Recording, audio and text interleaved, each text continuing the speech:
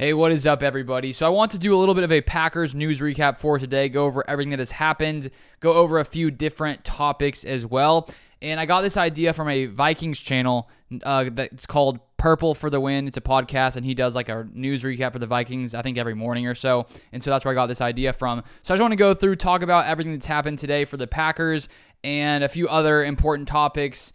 And so feel free to subscribe if you are you haven't subscribed and you want to see more Packers content. Let me know if you enjoy this kind of video, sort of recapping everything. I typically, make videos on all Packers news, and I think at times on days where there's lots of news, there can be multiple videos. So this should maybe give you a better idea of everything that happened somewhat near the end of the day. So let me know if you enjoy this, what you think, and maybe I'll do it going forward as well. So I made a video earlier today breaking down the players who were practicing, not practicing, but at that time there had not yet been a official injury designation that sort of shared who was questionable, who was doubtful heading into the Sunday game against the Tampa Bay Buccaneers, and that has recently come out. Here is from Bill Huber of Sports Illustrated, who shared here Packers final injury report. Doubtful Christian Watson hamstring. So Christian Watson is going to be doubtful. We expected this to happen with yesterday Matt LaFleur saying that Christian Watson would likely not be playing or practicing on Friday, which we thought would indicate that he wouldn't play on Sunday. And now with him being doubtful, it looks like he's probably going to miss his second straight game. And there's no doubt that Christian Watson was a big part of the Packers' resurgence when it came to playing well in offense, with him having some of his best games of the season against both the Lions and the Chiefs. Then questionable here, we have cornerback Jair Alexander's shoulder. And I think Jair has now been questionable. I think this is his fifth straight game being questionable. I would have thought that by this time, considering maybe a month or so ago he was questionable for a game, that if he was questionable a month ago, he would be ready by now. But I guess his shoulder injury does not seem to be healing as fast as maybe I thought it would. And it's just unfortunate because Jair, clearly one of the best Packers players on defense, and now he's missed, 6-7 games, maybe more. I need to double check on that, but he's missed so much of the season, and the Packers secondary has been very decimated by injuries, with the safeties as well dealing with injuries. Then we have running back A.J. Dillon thumb. So he was practicing today, but he is questionable for Sunday. We also throw in there running back Aaron Jones, also questionable with a knee injury. So A.J. Dillon and Aaron Jones could both possibly miss Sunday's game. Aaron Jones also he's missed the past few games with his MCL sprain, which would mean if both of those guys do miss Sunday's game, it'll probably be Patrick Taylor as the running back one. And he played pretty good last week in his limited amount of carries. If we actually look at Patrick Taylor in his total carries this season, he has 20 carries, averaging 4.5 yards a carry. So he's actually played pretty well, but he could potentially be the starter on Sunday. The Packers recently signed Kenyon Drake, and he could be elevated to start or to the roster on Sunday as well. Safety Darnell Savage, shoulder, also questionable after playing last week. Eric Stokes, questionable. He has been practicing a lot the past couple weeks, so you would assume sometime soon he plays. Quay Walker, shoulder, questionable after practicing or not playing last week. And then Dontavian Wicks' ankle is also questionable. So 2 Packers receivers potentially not playing on Sunday. Then here is from Matt LaFleur. He had a press conference earlier today. It was a pretty short one, but here's what he had to say about A.J. Dillon. Here's from Rob Domofsky. Matt LaFleur on whether A.J. Dillon could handle the ball in practice with his broken thumb. We're kind of working through it right now. We'll see where we're at. Had it padded pretty good on Aaron Jones' progress. He did what he needed to do today. So Matt LaFleur is very, short with his answers on injuries. He probably doesn't want, to give away any information to the opposing team. So he's pretty, keeps it short and sweet with some of these injury updates. But it looks like the Packers clearly with A.J. Dillon's thumb injury going to pad it up, see if he can potentially play on Sunday, and we still don't know. Okay, now I want to go to I put out a poll a few days ago. You may have voted on it, maybe not.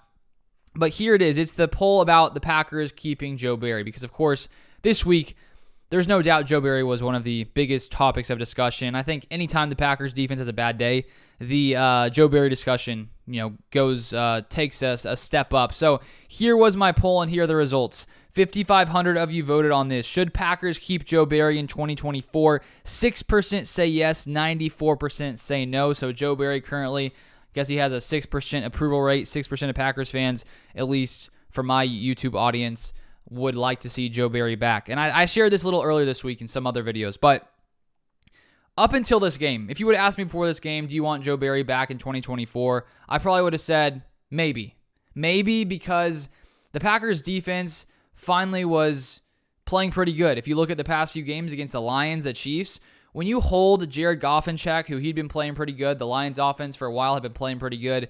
They've struggled a little bit recently, but their offense was zooming a lot of the season. And then you got Patrick Mahomes, best quarterback in the NFL, and the Packers defense does enough to hold them in check to allow the Packers offense to put up enough points to beat the Chiefs. And so when you have performances like that, those are the kind of teams that you could face in the playoffs. And so when I saw the Packers defense able to do that with, Jair missing time, with Rasul Douglas traded, I was like, well, Joe Barry's done enough, in my opinion, for the Packers to be successful. And then when you have a performance like this, it makes you question everything. And so I'm still in the on the fence currently when it comes to Joe Barry's future.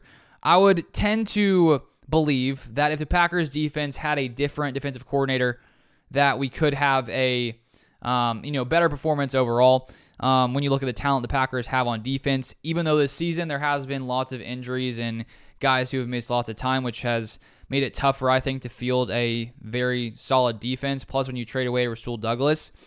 But Joe Barry, if you look at since taking over in his past 3 seasons in Green Bay, I was looking at his scoring ranks, and here they are. You can see. So the bottom one is 2021, where he was 13th scoring defense, Packers, in 21, 17th last season, and then 11th so far this year. And when you look at scoring, it differs to some of those more advanced statistics like DVOA, EPA, things like that. But at the end of the day, I think that all that matters is that your scoring defense I think that scoring stat is clearly what matters. And the Packers so far this season, even though they just had one of the worst performances of the season against a third-string quarterback, which really makes you question things, they're still the 11th best scoring defense in the NFL, thanks in large part due to their red zone defense, which has been around 10th, I believe, in the NFL so far this season. So even though you can see there the Packers have the 19th best defense in total yards, they're 11th when it comes to points allowed, which I think could be some luck there, the fact that they've played so well in the red zone. And I think if you look at the past 2 years, you can see last season the points and yards were exactly identical. The year before that, points were a slightly worse rank in points versus yards. But I think that looking ahead, I'm probably going to get to the point where I don't want Joe Barry back in 24. But I'm just trying. I just feel like in the midst of a season, it's so easy to overreact to games. And I don't want to think too quickly, where I had sort of shifted my mindset slightly on Joe Barry, where the defense had played well. So I was like, well, he's playing well. And I think before this game, if you would have said, is Matt LaFleur bringing Joe Barry back in 24, I would have said, yeah, because of the way the defense had played.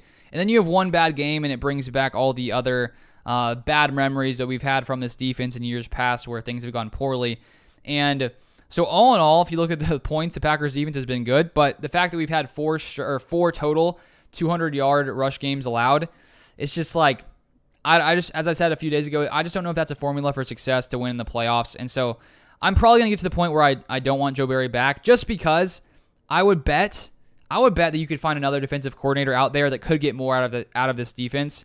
I would bet. But it would stink if, let's say, we decide to move on from Joe Barry. We bring someone else in, the Packers defense takes another step back. Then it's like, well, was it really the best option? Because I also added up the scoring ranks the past 3 seasons. And right now, the Packers in the past 3 years would rank 13.66, which means 58% of other teams are in a worse position defensively than the Packers.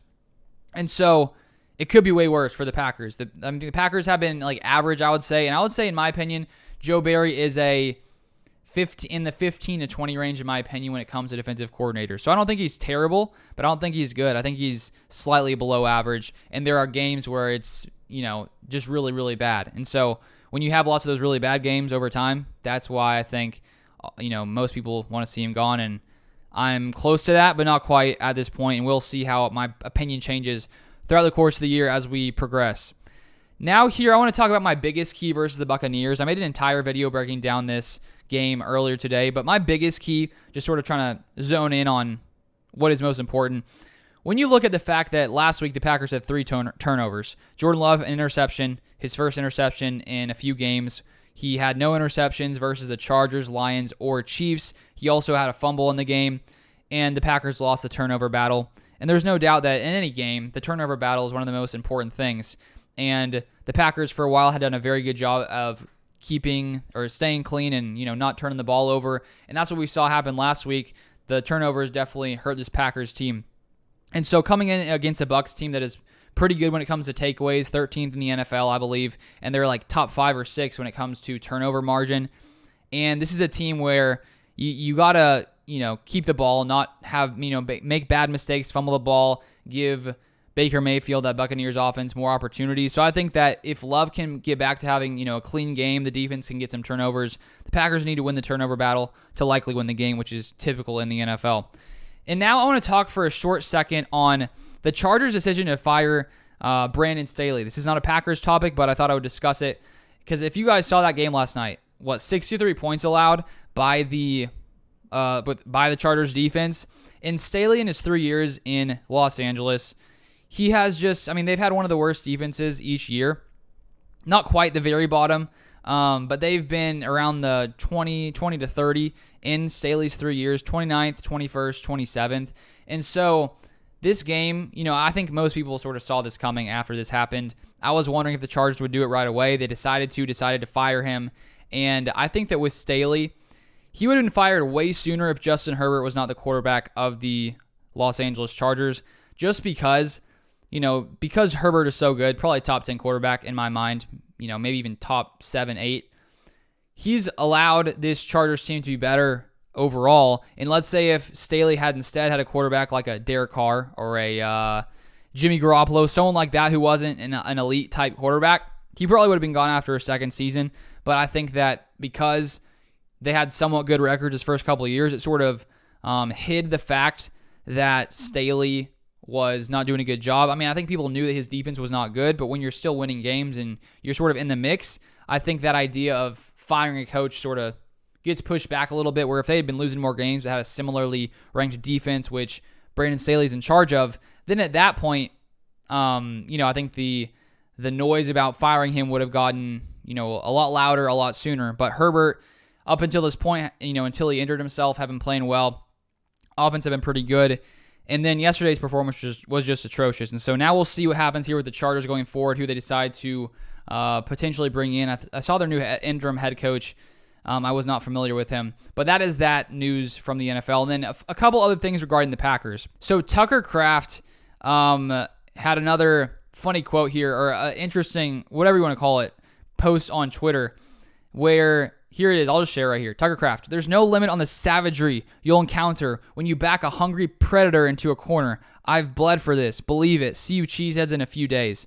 So this is after, I think, last week or so, there was this report that came out where it was another quote he had that was similar to this, where you just see the intensity that Tucker Kraft plays with, his mentality. And I honestly, from a tight end on your offense, this is sort of what you want to see. Just this predator mentality that Tucker Kraft seems to have. And we've seen his ascent the past couple weeks, especially with Luke Musgrave out with a lacerated kidney. Kraft has had a lot more opportunity. Had his best game of the season last week, where he had, I think, 4 receptions, 64 yards. And he's just incredible after the catch. And I think that the more opportunity he gets, the more we're going to see from this guy. And so I thought that was a interesting tweet to point out, and I sort of like to see that kind of mentality from him. And now here we have from PFF a tweet here that says, the Packers need a win to keep their playoff hopes on track. If the Packers win this game against the Buccaneers, they have a 71% chance of making the playoffs, however they calculate this. If they lose, they have a 29% chance of making the playoffs. So there's no doubt this is a huge game for the Packers on Sunday against the Buccaneers. If they win, odds are better that they make the playoffs. If they lose, odds are, that they probably potentially miss out. And I think that considering the Buccaneers are 6-7, and we saw just the discrepancy between the kind of Packers teams that showed up versus the Chiefs and then versus the Giants. And the thing is, if the Packers team that showed up against the Chiefs shows up every week and shows up in the playoffs, this is a very dangerous Packers team that can beat anybody. But if the Packers team showed up against the Giants, this is a team that can lose to any team, no matter the record. So I think that's sort of what you get with a young team, just that inconsistency. And you would just hope that the Packers can bounce back and get back into this playoff hunt as they get into the final stretch of their season. So massive game on Sunday. If you haven't watched my preview video, you can click on my channel, check out the video there. But that is pretty much it for this video. Thank you for watching. If you enjoyed this, let me know in the comments down below. And maybe I'll do some more like this in the future. But that's it for this one, and I'll see you guys next time.